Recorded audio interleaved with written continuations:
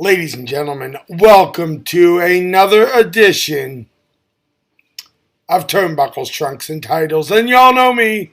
It's Nick, the guy that's been around forever. Many people think I'm just old as dirt, and I'm actually very young. But then there's the man himself who likes to snack on danger and dine on death. We call him the one and only Cue Ball Carmichael. Q, welcome to the show, brother. Thank you for that wonderful introduction. It was fabulous. And by the way, it's all true. So anybody that knows me knows that. So Well, I mean, you're still the man of the hour, the man with the power, But today, we all know you dine on danger, or you snack on danger, you dine on death. That's why we love you. It's delicious. You should try it sometime. Well, I'm pretty scared. Recommend a restaurant. But it's another Tuesday night, and we're back with Triple T Radio, and we're back for a multi-part series where we go back through and cover the NWA television title from inception to deactivation, and we're going to do the same with the National Heavyweight Championship because back in the day, the NWA, they had stepping stones. They had minor titles all over. I was the NWA Virginia heavyweight champion at one time and faced my best friend, the late Buddy Landell, for that very title. And he almost got me, but, I won't say I outsmarted him, but I did have two big guys on the outside of the ring. And anytime you're carrying a belt for your city, your state in the NWA, it was a big deal. Well, I lived in Virginia for 22 years, so it was a big deal for me winning that title. I mean, I looked at it. I had more respect. I had a lot of respect for the titles that I carried. But I had the utmost respect for the NWA Virginia Heavyweight Championship. And why it meant so much to me is, as far as I know, I'm the only active wrestler to hold NWA championships in the last 3 decades, in 3 different decades. I had the NWA 2000 belt for Steve Corino's promotion, NWA 2000. And then I went on to win the tag team titles for NWA Worldwide Wrestling 2 times, once with Sean Denny and once with Pat Cusick. So 2-time champion there. So if you look back at the history of NWA titles, going back to the NWA 2000 or the NWA Virginia, the NWA 2000. The 2000 was in the 90s. The NWA Virginia was in the 90s. The NWA tag team title was in the 2010s. So if you look, I had a title in the teens of this decade. I had a title in the single digits there, and then I had another title. Tag team titles with Pat Cusick. So with the NWA Virginia heavyweight title, the NWA 2000 champion title, tag team title, and then the NWA worldwide tag team titles. You're going through the decades of the 90s, of the millennium, and then of the teens of the millennium. So, 3 decades. I'm very proud of that fact. I think Preston Quinn is tied with me. I think he's had 3 belts in at least 2 decades, maybe 3. I have to get him to comment on that. But as far as I know, and still be active and have a couple matches every year just to say you did it. I'm not impressed with myself, but I'm proud of myself. Sure. So. Well, here, let me ask you this. Just a quick sidebar. For as often as you talk about your singles career, and now you're telling me about your 2-time NWA tag belts, I just got to ask, what are you preferring? Tag team or singles? I'm spoiled because what you probably don't know is from 1995 to 2002, I tagged exclusively with wise guy Jimmy Cicero, and we were known in the Pittsburgh market as High Society. We also brought in the Mess Brothers. We brought in Tom Brandy, was part of High Society. And High Society, both in Steel City Wrestling, in Allied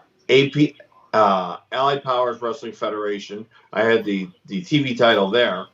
And then you had Sal Conti's group, which was, what was it? I'll remember in a minute. But Sal Conti had a big NWA group or wrestling group up there. All three of those guys had television. So you got to understand the Pittsburgh market. We've got one promotion where the name will come to me. I think brainstorm. You think it come to me faster. But in the Beaver Dome, for television for this group, I'm wrestling Dominic DiNucci in the main event, and Bruno Sammartino's calling the match.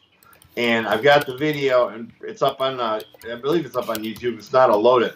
But I got Bruno saying on a microphone, you know what cue ball's about. He's the dirtiest guy in the game right now. So, when Bruno Sammartino calls you the dirtiest guy in the game, and you're wrestling his buddy Dominic DiNucci, a legend who asked specifically for me that night. He was supposed to wrestle one of his students that had been out about 3 years. But about a month prior, Dominic and I had a match one weekend. And after that, about a month later, I saw him, and he told he was supposed to wrestle somebody else, and he went to the promoter and made him put him with me. And then when he did the sold-out Beaver Dome, and he did the same thing, he's supposed to wrestle somebody else. But when Dominic DiNucci comes to you and tells you, I want to wrestle cue ball, and you're a promoter, guess what you let him do? You let him do what he wants to do. You let him do what he wants to do. So Tom Brandy's sitting in the locker room with me, and he can witness this. He looks over at me, and Dominic DiNucci goes, let me talk to you, to the promoter right in front of me and Tom. And he goes, look, I don't want to wrestle the guy I trained. I want to wrestle cue ball. And the guy goes, okay. And Tom Brandy's sitting there. He looked at me, dead on eyes, like I've never seen Tom look. And he goes, how'd that feel? That's all he said. How'd that feel? But said, you're feeling good. You feel great. I feel like I could die the next day. My career would be complete.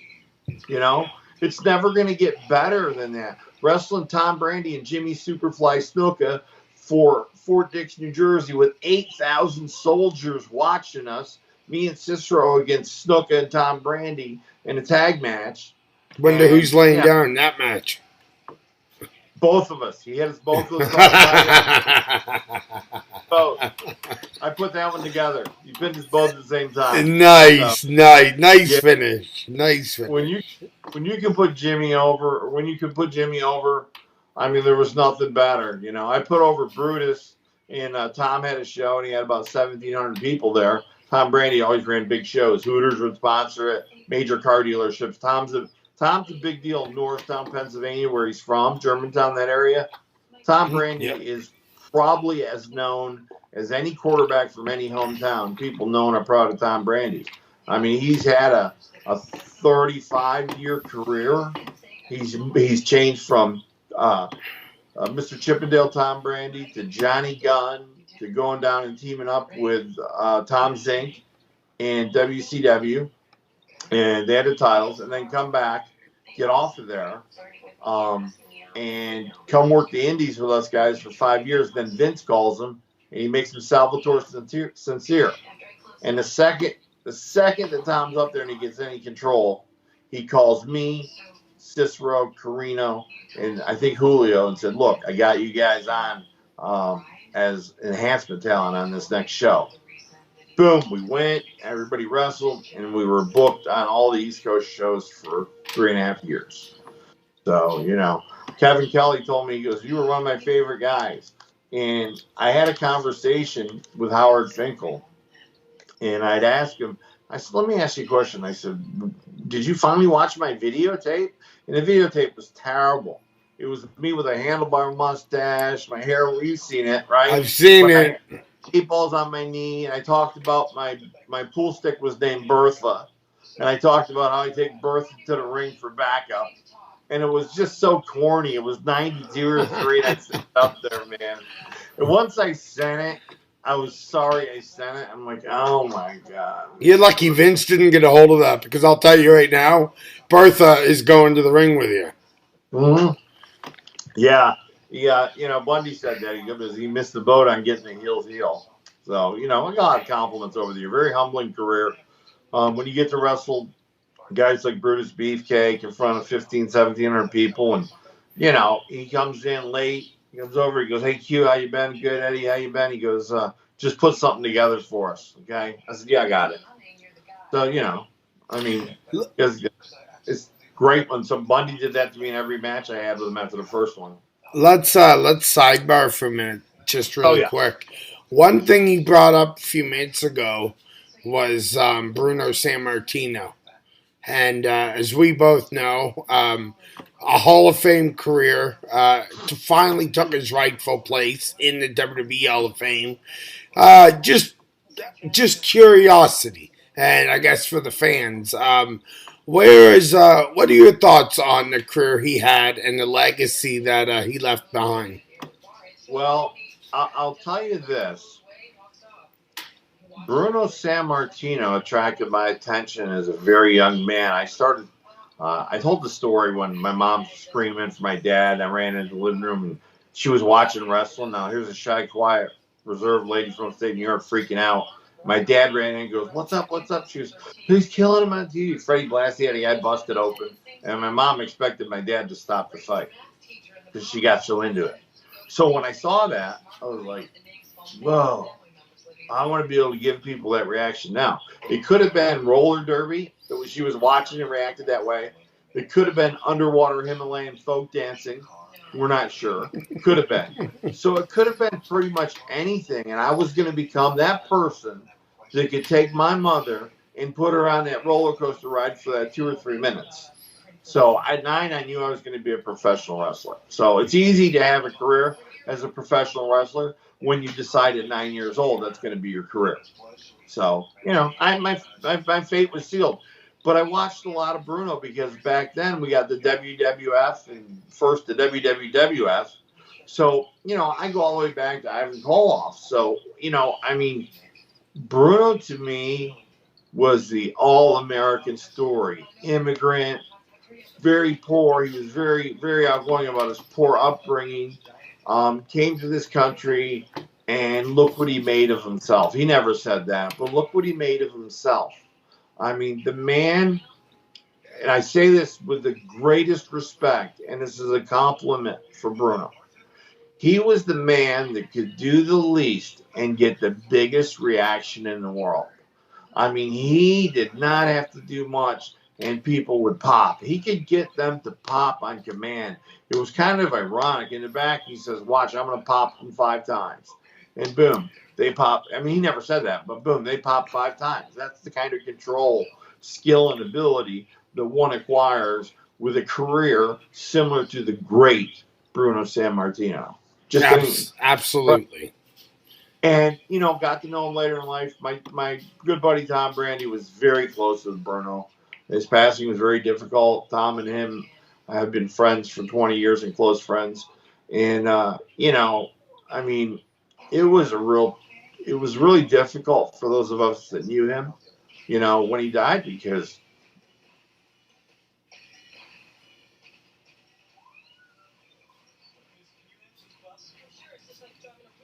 he was a legend that never acted like a legend. He was the type of guy that treated you like you were the biggest star in the world when he met you. Like you meant something to him and to the business. And it's very difficult to come up with a list excuse me, of people who can affect other people so positively. It really is. And it's a testament. And it's hard to talk about because, you meet the man, you get to know him a little bit. He's calling your matches, you're seeing him every month, and then a guy like Tom goes on to be friends with him and sees him, continually up until his passing. So Bruno meant so much more to this business than the average fan knows. He made anybody believe that they could be a professional wrestler. He was the perfect story. He was an immigrant. He lived poor. He learned a skill. He worked regular jobs. He became a wrestler. And he became the world champion when winning the world championship meant not something, but everything. Yes, it did. People carried that title like it was what it was, a ticket to fame and fortune. And, Bruno held that title for a very long time, and he held it with the ultimate respect at all times. Yes. And, who can forget him and Zbyszko's blow-off match? I mean, bad idea to do it in a stadium that seats 50,000, but it was a great show, the student against the teacher. Look, Matt Griffin, who follows us, his name was J.C. North when he wrestled. He was a Marine that came to me, went through my wrestling school, and when I trained him, I closed the school. He's like, well, how am I going to train? I said, well, you have to drive me every weekend to every show I go to. Now, keep in mind, I'm hot at that time. I got 5 or 6 titles at once, and I'm really going Friday, Saturday, Sunday, Monday, and sometimes Tuesday. So we're going. The first day he picks me up, it's snowing like crazy. We got to go to the Eastern Shore. And he picks me up in a brand new car. And I'm like, what are you doing? And I always called him Bullwhip because there was an old show called Bullwhip Griffin when I was growing up. And his name's Matt Griffin, so I call him Bullwhip. So Bullwhip pulls up in a new whip. And I'm like, what are you doing, kid? He goes, look, if I got to drive the champ around for a year, I want to make sure I drive him around in a comfortable car. It's not going to break down. I said, you're going to be something in this business, kid. Where were you when Andre was coming up? Yeah. Oh, my God. Listen. He would go and get my drinks, get my coffee. He would go to the store, pick me up 2 apples and a half a pound of turkey breast, make sure there's no nitrates in it. So I was living clean back then. I would send him grocery shopping when I got to the show. And he would come back with everything I wanted for the show. I was kind of like, people think that Q-Ball thought he was a rock star. I did, because we had that lifestyle for a very short period of time in our lives. So guess what? I always had guys that did things for me. Brian Holhouse, a great friend of mine, just went through a surgery for a tumor on his brain not too long ago. Brian was my go-to guy. Brian never wanted to wrestle, never wanted to referee, just wanted to help. Brian would go to the airport and pick up Jim Neidhart and the Iron Sheik and Buddy Landell and Brutus Beefcake and all Bam Bam Bigelow. All these guys that wrestled at the IPWA, mine and Kevin Carson's promotion. All these guys, he would go and get them. Well, what he's done is he created this massive friendship with these guys for giving him rides. Now he calls Beefcake twice a week. He calls Billy Gunn twice a week, and they talk. I mean, he's such a great guy that he could write a book about his career in wrestling, but not in wrestling. I mean, just very interesting. All these guys are Bedford. He picks up Road Warrior Animal everywhere. They're buddies. So, I mean, this is more than a guy picking people up. Now, this is a guy that travels to go see Beefcake or travels for the weekend and stays at Billy Gunn's house. This is the guy. Yeah. So, the opposite of him is Kathy Fitzpatrick. She's the girl that's in Jersey. Brian's in Baltimore, but they've done that for years for promoters for shows, and they have made incredible friendships with superstars in this business. Well, look at the stories on Owen. Owen used to go to towns. He'd make friends with the fans, stay at their house for the night, so he didn't have to get a hotel room. Oh, I did that plenty of times. You know why? There'd be me, Cicero, Julio, and some extra moving interchangeable part. I'm not sure who. But the 3 of us always, and we'd end up with one room with 2 double beds. We'd pull the mattresses off. 2 guys to get the box springs, 2 guys to get the mattress. That's how. So don't think that I didn't take advantage of making friends with fans and being invited to their house instead of a hotel, and went and had meals cooked for me. And people treat me like I was, Hulk Hogan in their house. The mayor of Punxsutawney had me over. Every weekend I wrestled for Allied Powers Wrestling Federation. I went to the mayor's house. And I stayed overnight with his family. I mean, I'm still friends with him, with both his daughters. It's crazy. But you build these relationships with people, and it's incredible. And it's a lifetime. It's just fantastic. All right, I got to go to break. When we come back, what do you say we get into this NWA topic? We better. We don't have much time left. Fancy that. Let's go pay some bills.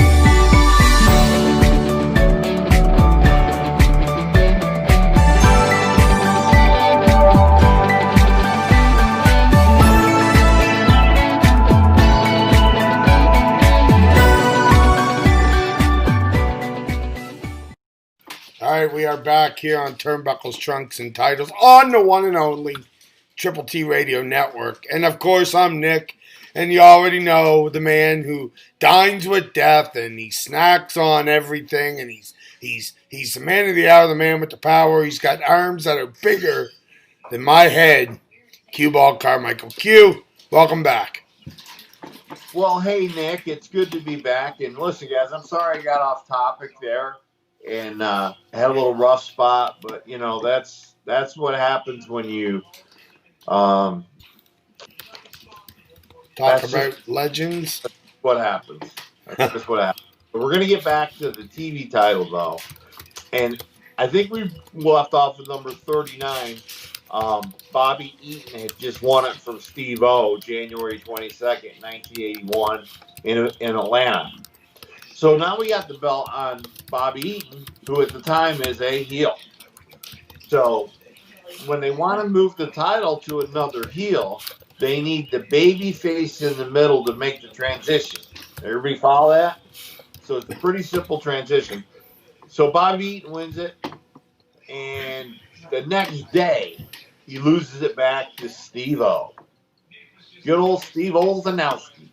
So Steve had, that's why he went by Steve O, right?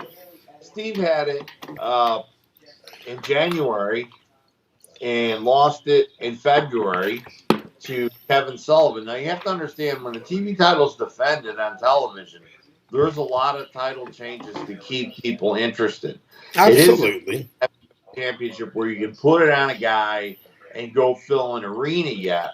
But in the NWA, this was a stepping stone. Every title, the Western States Heritage title, the Virginia title, the Alabama title. But that's why the NWA belt usually was on somebody for a very long time. You know, they had these belts. Look back into the 80s, 70s, and 80s, and look at the WWE having Bruno champ for 7 years and then Backlund. I mean, you know, that's a long stretch between two baby faces, Yes, right? it is. So, you know, and they had to throw some heels in, but, you know, you didn't get to see a lot of title changes. See, and that was the mentality of Vince. Vince is like, people will pay more to see the good guy win. And down south, it was like, no, people pay more to see the heel get his ass kicked type thing. So That's just the way it went. So Steve-O loses it to Kevin Sullivan. So now Kevin Sullivan's got it's going to be so soon. All right, we're back. I don't even know what happened. Q, pick it up. We're talking about Steve-O. You're switching belts. We'll talk about this in a few minutes. Right. What happened was Steve Keirn's the last guy to have it. They deactivated it for 2 years. They let it set. Now, I don't know how much you heard, but if you take something from somebody that belongs to them, don't they want it back? Yep. So when they took the NWA TV title away and people were going to the tapings, they were going to the TV events in the studio, there wasn't being a title defended every week. So after 2 years, with the pressure from the fans, they decided to reactivate the title so fans could see a TV champion defend the title on TV. So it sat for 2 years, from April 1st, 1981 to May 28th, 1983. And the first champion in a round-robin tournament defeats Ron Garvin and becomes the NWA television champion on May 28th, 1983. None other than my friend, that's right, Bubba, the Iron Sheik. I love it. You know, a lot of the fans don't know, but I was on the road for 2 years with the Sheik. And when I mean on the road for 2 years with the Sheik, I picked him up at the airport in Philly. I picked him up at the airport in Baltimore. And when I picked him up, we went and did a show together. And it was the only time I was ever a successful babyface, is when I wrestled the Iron Sheik. Sure you were. He could still get heat. I'm not a good babyface. I'll tell everybody that. I don't have the House of Fire and stuff. I don't know how to get it.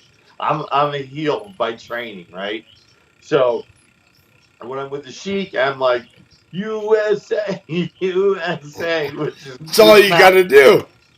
And she's like, he waved his flag, and I'd go to do the clubs, and he'd hit me with the flag, and the match would start. So, we took that on the road, and I tell a little road story that I can tell. The Iron Sheik and I picked him up in Philadelphia. Funny story, Christian York was with us. I sent Christian York into the airport to get him because back then it was pre 9/11. You could park right out front and wait for a guy. Yep. The guy could go right to the gate. So we're talking in the 98, something like that, 99. So Christian's in there forever. So I talked to the cop that's handling parking, and I said, look, my kid went in there. I didn't mean my kid. I just always called him kid. I said, my kid went in there to pick up somebody, and he's been gone forever. Can I go look for him? You leave your car right here, sir. So I go in, and there's a damn line of people lined up to get the Sheik's autograph after he does his club demonstration because he brought his clubs on a damn plane. So he's like, Cue Ball, come here. Listen, keep these jabronis about 10 feet away. Let them come up one at a time. I'm like, oh, okay, no problem. Like, oh, you got to back up. No, there's like 35 people here. I'm not kidding you. I'm like, you got to back up. You got to back up. Listen, I'm just like one up at a time for security reasons. So like, oh, okay. So they come up, and the Sheik go, hey, Bubba, you want a picture? And they're like, yeah. And he goes, what's your name? Spell it for me. So Sheik spells out their name and signs it, Love, the Iron Sheik, and puts a date on it. He hands it to him. He goes, $5. I think I They're like, heard this they're story like, before. and he says, $5. It's not for me. It's for charity. It doesn't go to the Sheiky, baby. It's charity. Oh, okay. Boom. Person goes away happy. Next person, come on up, one at a time. What's your name, honey? I'm the Iron Sheik. Hands it to him as soon as they take it. He goes, $5. They're like, what? He goes, hey, it goes to charity, not me. Oh, okay. Boom. So the Sheik gets done. It's a true story. He makes like $350. But he's been in there for like an hour and a half. Oh yeah, Now we're starting to look at the clock, right? Now, when you pick the Sheik up for a Saturday show, you pick him up Friday morning. then sure you can go the 6 hours to the show. Because when you travel with the Iron Sheik, and nobody knew who I was, and I would always let him out of one side of the building, drive, and get out where people saw me. They didn't see him. You know what I mean? Old school stuff. yeah. So drop him off a block away at the bowling alley, tell him to find a ride. So the Sheik goes into this. We go into this like bar / restaurant, mom and pop company. Walk in there, and the guy goes, takes his glasses off. He goes, "Oh my God, it's the Iron Sheik," and he's like, "That's right, jabroni. How are you?" So the guy comes up and he goes, "Can I help you with something?" He goes, "I'd like a case of cold Molson." So the guy brings it out, sets it down. She goes, I'll sign you a picture. He signs a picture, put it up on the wall. He goes, is there anything else I can get you? She goes, yeah, I guess we'll take one more case of Corona, or one more case of Molson Cold.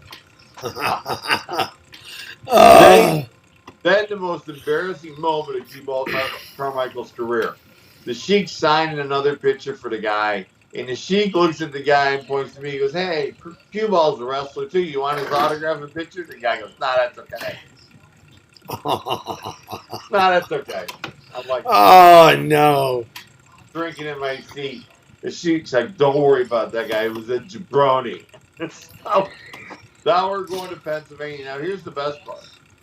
We're wrestling for Doug Flex, if I'm not mistaken. So we're going to the Pocono Mountains. And the Pocono Mountains is known for these big old hotels and a couple new ones too. But people would go up there from New York City. That was the biggest vacation spot for families.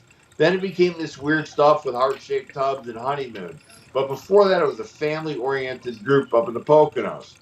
So we go up there and we're staying in a place called, I got to say this right, it's with a K, Kunstler's.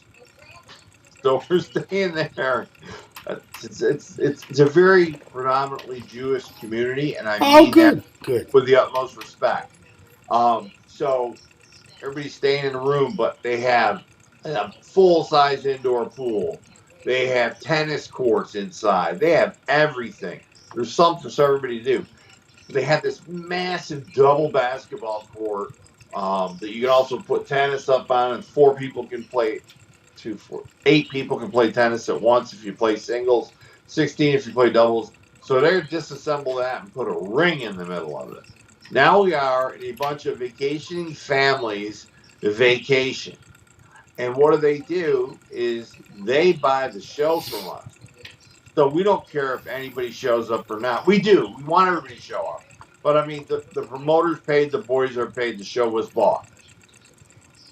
Like 750 people come out of their hotel rooms and come to this event. They'd advertised it all over town. They had posters up. They did everything right. They packed this. I mean, it was packed. And the chairs were literally 3 feet from the ring.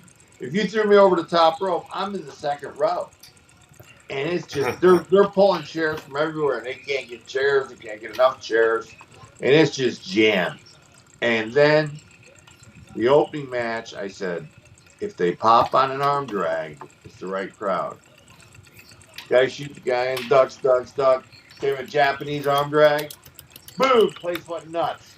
I'm like, oh yeah, it's gonna be fun. So, you judge a crowd by that. I tell everybody, if you're on the second half of the card, you guys need to get out there. Or if you're after the second match, you need to get out there. Watch the finish on the first match, right? Let's say it's the schoolboy. Guy wins. Next one, let's say it's a crossbody off the top. The guy gets pinned. They're clean matches. You know what I mean? Yeah. You watch that. Let's say one did a schoolboy, one did a small package. Okay, so small package schoolboy finished off 2 wrestlers in the first 2 matches, right? Yeah. Guess what both of those become later in the show? They become false. Yeah. Because when I get schoolboyed in the 5th match, people are going to pop thinking it's going to get pinned, right? It's great because I saw a guy get pinned earlier. It's all psychological, but it works. They think, oh, he's got him. Boom, and he kicked out. Oh, no. If somebody gets you in a small package and you reverse it and roll them over, and then you both kick out. People go nuts for that because they've seen 2 people get beat with those moves. So those moves become true false finishes during the match. And that's a way to educate every young wrestler. Watch the first 2 or 3 matches. Even if you're the second match, watch the first match. You'll get a false finish. If you're 3rd or 4th, you should be watching those matches. Hell, I know that my favorite thing to do at a wrestling show is to go out and watch the first 2 or 3 young guy matches. That's my favorite thing to do. And then if they come back and they go, how was that? And I go, oh, you really want me to tell you? And they're like, yeah. Then I tell them. And then what happens is there's a young man named Johnny Romano, the pop star Johnny Romano. That's his gimmick. He's a vegan. Him and his lovely wife, Angela, personal friends of mine, came to my camp, loved their kids, just saw them in last October. We were all together. And I said to Johnny Romano, I told him to read this thing. And what we'll do is, want to go to a commercial real quick, then we'll get into it, Nick? Or? Yeah. Let's do that. Yeah. Also, do us a favor. Go to YouTube, Triple T Radio, one word, space, live. Click it. Watch us on YouTube. Check it out.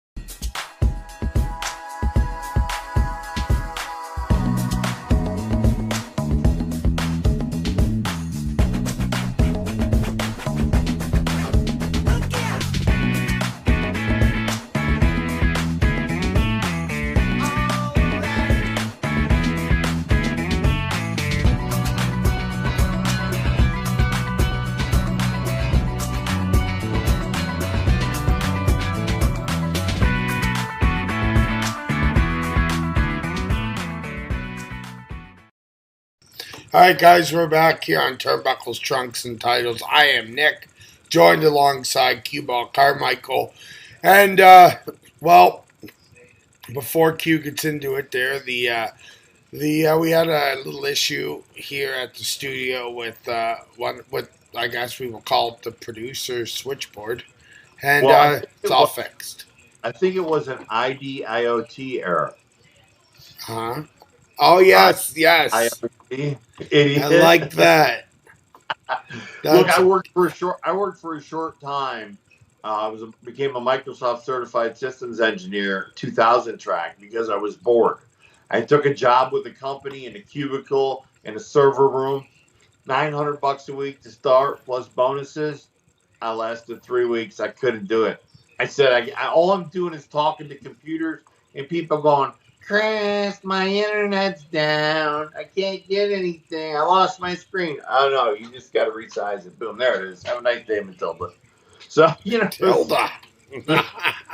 who Good knows? job. Maybe, maybe Matilda. But, it's crazy because people fear you because you're the IT guy, right? Oh yeah, They don't want to upset you. They don't want to make you mad. They don't want to engage you in conversation because they're afraid they'll offend you. So nobody talks to the IT guy. And the IT guy, guess what? Is the guy with all the power because nobody has a clue what he's doing or how to do it. that's Nobody. right. So it was gonna my career was winding down. So I went and did that for 3 months. So it was fun. That's funny. That You is know. funny. Yeah, so cubicle life wasn't for me, believe it or not.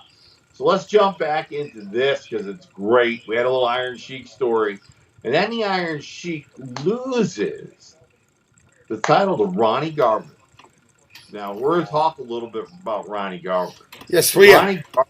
Ronnie Garvin was truly one of my favorite, like tough guys.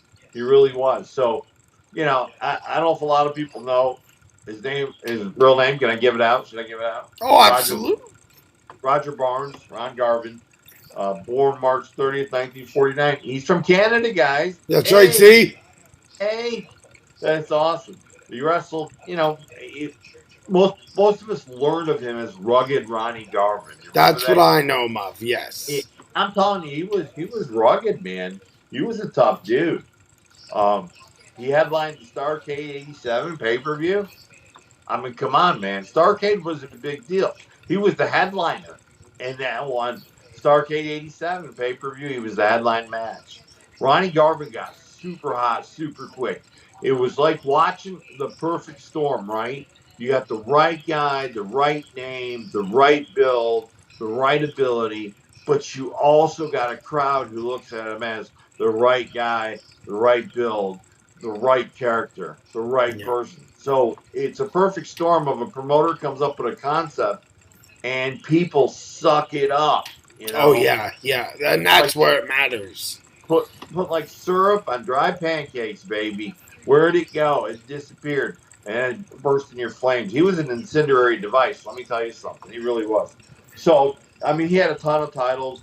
We're not really going to go through that because there's too much of them. But he started wrestling when he was 17 years old. Did you know that? I 17. didn't know. No. Yeah, he started wrestling early in his career. Um, in 62, he adopted a ring named Ron Garvin. And then, of course, when he teamed up with Terry Garvin, really, is there anything more to say? Terry Garvin, I'm still in touch with his widow. Nice, nice. Yeah, yeah, she's very kind. We talk on Facebook. I check on her once in a while. And yeah, it's been a very good friendship. Matter of fact, I got to send her a message. I haven't talked to her in a while. But great lady. Not going to tell anybody her name. But here's the interesting thing. I want you to think about Pat Patterson being from Montreal area, right? Heavy Yeah, French, right? Always had the heavy French, right? Ronnie Garvin's from Montreal. you Never would heard a never difference. know it. Never heard it. No. That's when somebody decides to master the diction of a different language. Yep. You know, like, oh, let's put another shrimp on the barbie, mate. That's clearly Australian. It's funny you And say that. I just said that to my wife like an hour ago. For real. Hello, boy. Would you care for a spot of tea? Clearly, that's I English. didn't say that. Oh, that's right, lad. I got to speak a bit of the brogue, yeah. Whoa. Clearly Scottish, It's right? really good Scottish, too. Well, Sister and I had $1 million gimmick, but he got involved with somebody, I think, and I loved to death, but he was in a toxic relationship at that time, so it sucked the life out of him. But we had bought the shirts, the blue singlet that you see me in. That coat of arms is the Wallace coat of arms, Sir Christopher Wallace, who was played by Mel Gibson. You know, so it's the clan of Wallace, and we painted half of our faces blue. It went out, and I had a couple times where he couldn't make it. I did it as a singles match. We did it. Listen to this. We did that gimmick, and I was the mic guy because I got the Scottish accent down. So Sister and I are wrestling. This is when we're wrestling at Fort Dix. We're wrestling Jimmy Snuka and Tom Brandy, the main event. Me and Sister on the tag match. We come out with that. Blue Meanie loves this story, man. I'm telling you, Brian loves this story. We're supposed to come out to bagpipes, right? I tell the guy track 9. He plays track 2, which is called Butterflies in the Sun. And it starts with literally a minute of crickets chirping. Literally. Yeah, I'm dead serious. I swear to you. I'd have So killed Sister him. are coming out to crickets chirping, literally. Yeah, and he would have been dead. Oh, well, we both came out to it, man. Listen, I was furious because that was like the debut of the big Bravehearts. We had half our faces painted blue like the movie, and that was the birth of the Bravehearts, way before the Highlanders or anything. And I actually trademarked that, so I still own the trademark on that name because that gimmick with him and I were both in the best shapes of our lives playing. I'm playing his uncle because I'm 12 years older than him. I'm his uncle from Scotland that came to America to save him. So that's why he has no Scottish accent, but I do because I came from Wow. Scotland to save him. So we had made this whole video, or we're making in the process of making this whole video of us sitting outside on a log talking and me talking with a Scottish accent and telling him why and we're going to send it up to Vince, and it wasn't the right time. It's unfortunate because I think we would have got to deal with that, especially as good as Cicero was. I mean, he was far better wrestler than I ever was. But you know, and that's the thing. If you watch the guys like Ronnie Garvin, who just he was like the first Stone Cold gimmick. He was just really a tough guy. They just sold him as a tough son of a bitch. And they did a great job and he got over. And I'm telling you, they call him the Hands of Stone. And all the boys said that nobody will hit you harder than Ronnie Garvin. That's why he got I've that name. heard that. Yeah, I've Yeah. heard that. True story from him, Tater and guys. Yeah, I've Yeah. heard that too. So anyway, the reason I talked to him is we're going to get into the national heavyweight championship, and he's going to show up in that picture too. So we're going to talk some more about him when we get there. I don't want to stay too long on him here because he has a really good run with the national heavyweight title. So Garvin has it in July 17th, wins it in Atlanta, and then he drops it to the promo man, Jake the Snake Roberts, No. walking, talking human Yep. promo machine.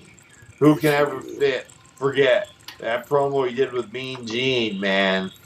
She wallow in the muck of avarice. I mean, right from the Bible, Yep. he puts in the Nice and promo. slow. Did it. Nice and Oh, slow, and don't raise your voice. perfectly delivered. You know what Bill Eadie told me years ago? He says, Chris, when the guys are yelling doing their promos, you're the guy that goes out and talks. When the guys are talking, you're the guy that goes Yeah. out and yells. You know, he said, keep that in mind in your career. It'll do well for you. So, and it did. And it was great advice. And, you know, my history with Jake, I've covered it. Great guy. Supposed to wrestle each other one time, and he changed it because he just had too much respect. So then what they do is Jake vacates the title immediately because apparently he used some kind of foreign object. So he has it literally for seconds. And he goes right back to guess who? Ronnie Garvin. So he literally has it for like a day and they give it back. Well, like 12 days. And there was a big deal. I remember there was a big deal. The NWA board of directors, David and Crockett, and are going to go sit down in council and they're going to decide what's going to happen with this thing. And we've got the video, folks. We're going to show a clip here. And Gordon Soley's announcing the clip and saying what a treacherous, lecherous move it is. And people are like, oh my gosh, I can't believe it. So they strip him of the title. But it was a pretty big deal. They made a It big deal out was. of a foreign object. And typically, like there's a if you don't have anything as a foreign object, I've wrestled a lot of guys reaching in my tights and getting nothing, nothing. But they think I got something. Yeah. I put it down in my boot, and they think and it's great because right, the ref's one step behind. I put it in my singlet the first time. I take it out. Next time it's under my arm. He checks my singlet, doesn't find it. Says, no, he doesn't have anything. And take it out. It's all about how you play the character. But Ricky Morton taught me what this is called in the business back in the day. Do you know what it is? It's called a donut hole. I don't at all. Ricky Morton told me that years ago. He goes, "You gonna hit him with something or a donut hole?" I said, "What the hell's a donut hole?" He goes, "Well, if you don't use anything, it's called a donut hole for obvious reasons." I'm like, "Yeah, I feel like a dick right now. Thank you." As do I. Yeah. So, I decided that that's what I would do, and I learned how to hide the gimmick wrestling the Sheik, right? Because he would take his damn toothbrush to the ring, and that would be the foreign object was his toothbrush, man. Oh yeah, and I hope he'd get he it didn't use it. over. I hope he didn't use it afterwards. Oh, it was over big time. Yeah. He had taped it up. So I could it was use really anything. yeah, it was He really really big, could. and just crazy, man. He was so good at that.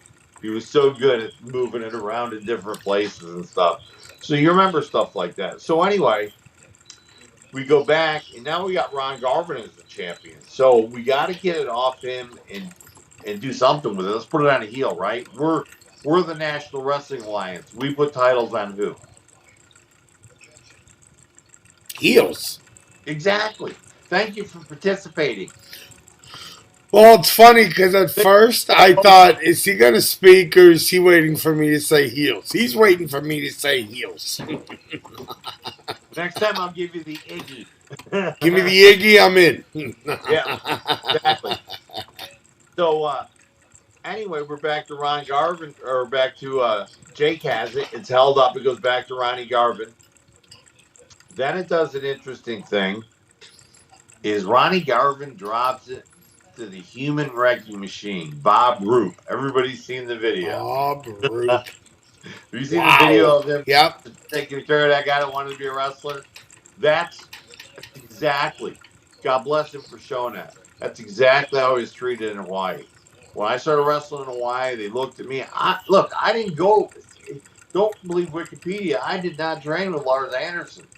I trained at Peter Mavia's Palama Settlement Gym. It's always wrong on the internet. Lars told me no twice. Oh, So really? oh yeah. He actually told you no, though. He told me no. He said, Wow. big enough, you're going to get hurt. And Wow. I looked at this guy next to me. Now, keep in mind, I'm 23 years old. I'm 6'1". I'm 225 pounds, and there's not a lot of wasted space, So I was really shocked. And then finally, Leah agreed to have me train with the guys at the Palama Settlement Gym.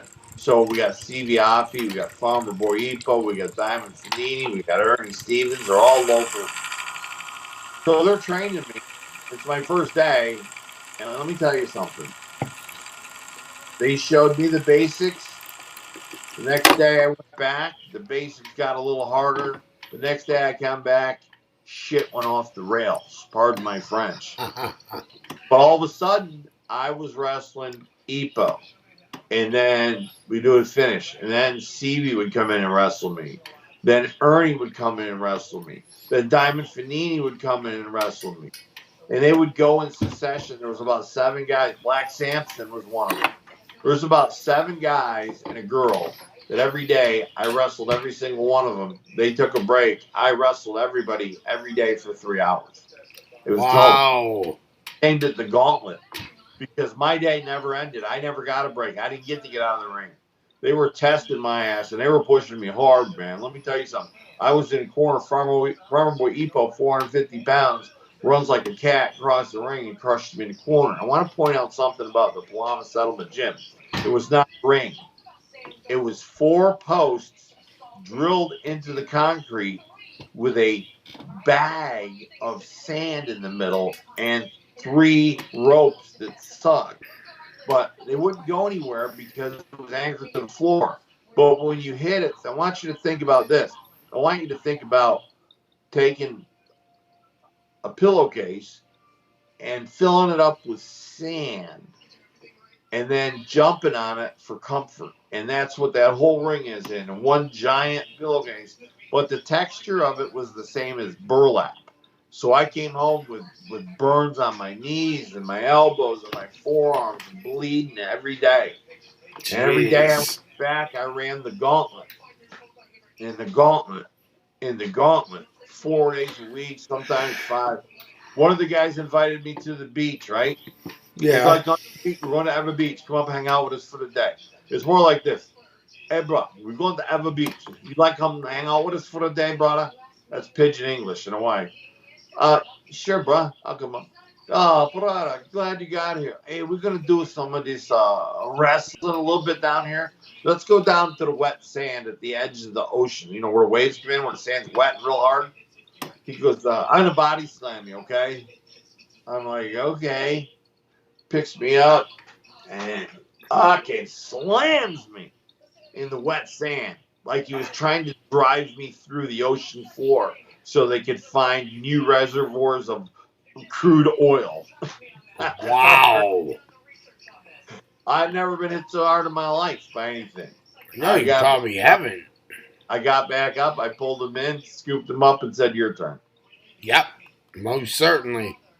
And then we went and ate, and then he went to the guys at the gym and talked to Leah, and we had a party for Peter. My VA had passed the year before. So we're down, I'll never forget it. It's the P.E. Koi Steakhouse, downtown Honolulu. A guy named Mario Savoldi owned it at the time. Good guy. Knew him. Went down. So we're at a long table. Now there's probably 10 on each side and like 2 straight across. And I'm sitting to the left of Leah Maivia.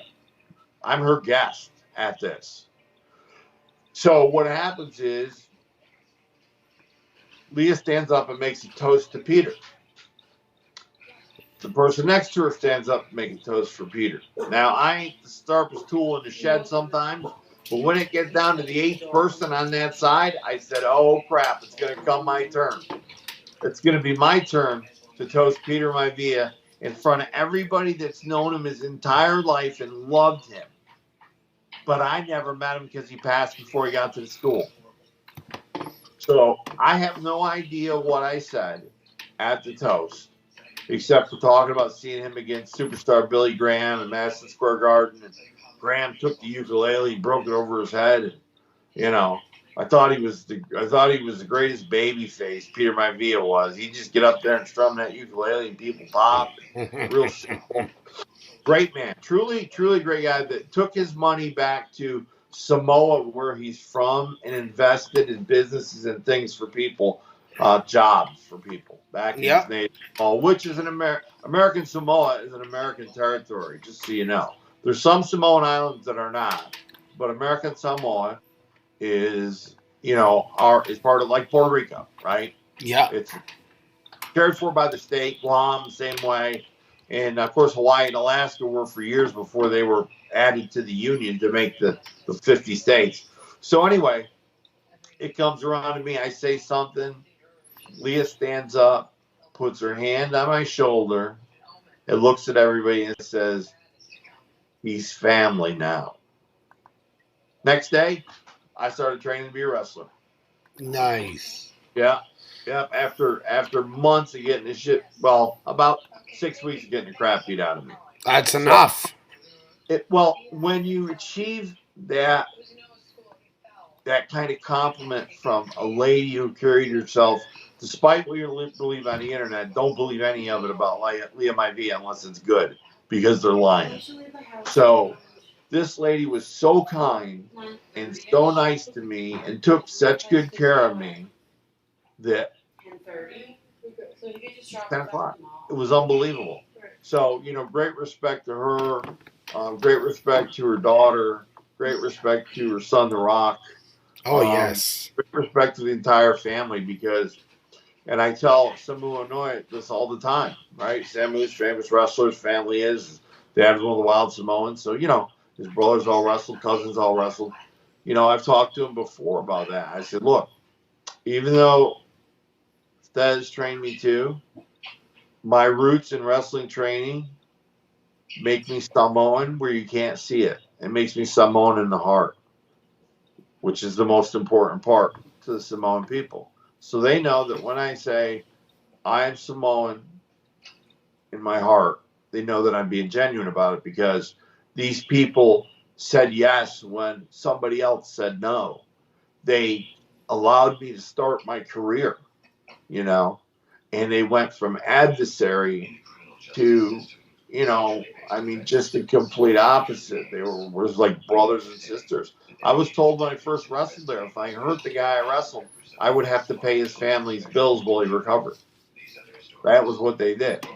If you hurt Wow. somebody and they couldn't work, guess what? Get another job because you're paying for the food and the rent and the electric and everything else that goes for his family if you hurt them. So that was her number one rule.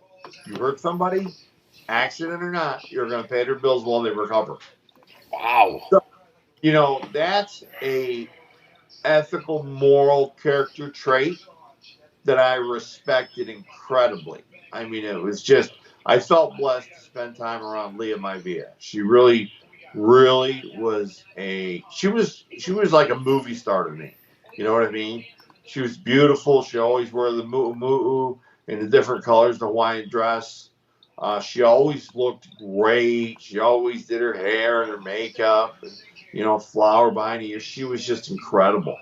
But the respect that the Samoan community showed to Peter on his birthday after his passing, getting together and sharing a meal and making an outsider a family member. I want you to think about that for a minute.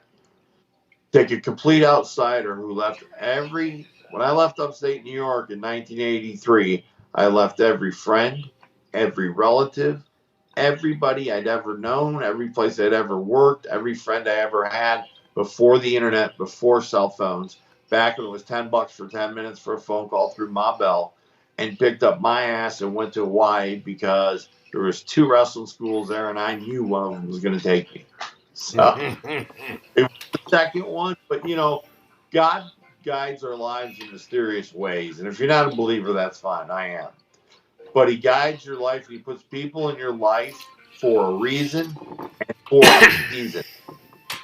So when these people pass through your lives, there's a reason and there's a season of the friendship. And those are the memories that you cherish long after that person's gone, and you share them with people so you can understand what kind of lady that Leah Maivia was. There was some big scandal that she extorted this guy for wanting to run a wrestling show in Hawaii. None of that's true. None of that. I don't care what the lawyer said. None of that's true. She didn't set up nobody. She didn't force anybody to use her ring or her guys. Look, when you're going to here's wrestling etiquette 101. If you're going to run close to where I run, you pick up the phone and say, look, I'm not trying to pick apples underneath your tree, but I got an opportunity to use this building. What do you say we work together? I use 3 or 4 of your boys with my boys, and you come to the show, and I'll throw you, $50 just for coming. And let's just meet and hang out and get to know each other. It's the proper etiquette. Or the other way, I'm just going to go run the show. Fuck him. That's not the attitude to have. You pick up the phone. You don't send a text. You pick up the phone. You call them and you tell them, hey, maybe we should meet. And I learned my lesson from that from Dennis Coralluzzo. God rest his soul. Great NWA promoter, former president of the National Wrestling Alliance when it reemerged in the 80s and it was coming on strong. And I had a show I was running for the Athletic Center, and it happened to be right next to where Dennis ran his shows. So I'm going to go into the Dennis Coralluzzo story next week when we open up the show. But guys, look, we're getting ready to just about wrap it up, aren't we, Nick? We sure are. It was a great show and a lot of fun. Yeah, I hope everybody, doesn't take umbrage with my wandering down memory lane like we did along the trip. But I think that, if I could watch somebody emotionally connect and go down memory road, I would at least enjoy it, if not live vicariously through it, because, I'm just an average dude from a town of 400 people in upstate New York, So I appreciate everybody listening. Appreciate all your comments. I'll get to them in the next day or two. And Nick, great show. This is Cue Ball Carmichael, and we're signing off for Triple T Radio. Tuesday nights, 8 p.m., Triple T Radio. You can go over to YouTube, Triple T Radio, one word, space live. Hit us up on YouTube. Tons of videos and content. There's also a great show that's on Thursday night at 8 that I'm blessed to co-host with none other than illustrious Johnny Stewart of former AWA fame. And Johnny is my co-host. Nick's the producer. That's Tuesday night at 8 o'clock. It's called Truth Busters. And what we do is we give you the truth, not their truth. This is Cue Ball Carmichael and Nick London for Turnbuckles, Trunks, and Titles, baby. Triple T Radio. We signing out. Love y'all. Peace out.